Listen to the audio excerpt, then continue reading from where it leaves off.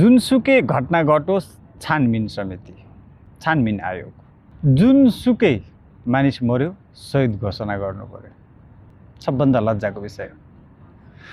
कोही डिप्रेसनको शिकार थियो, ऊ मानसिक रूपमा एकदमै ग्रसित थियो, ऊ मर्यो, शहीद घोषणा गर्नु पर्यो, राजनीति गर्नु पर्यो, राजनीतिको रोटी सेकाउनु पर्यो। त्यसैमा एउटा व्यक्ति मर्छ, आन्दोलन हुन्छ, शहीद घोषणा गर्नुपर्ने हुन्छ, सरकारले राहत दिनुपर्ने हुन्छ, छोराछोरीको पालन पोषण सरकारले जिम्मेवारी लिनुपर्छ।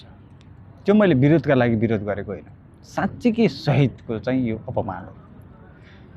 अहिले पछिल्लो समयमा आफूलाई बाँच्न मन लागेन, सामान्य नियम कानुनमा बस्न नसकेर जरिमाना तिर्नु भन्दा मर्न बेस ठाने। आफ्नो परिवार छोराछोरी भन्दा पनि मृत्युलाई आफै अँगालेका व्यक्तिलाई शहीद घोषणा गर्नु पर्यो।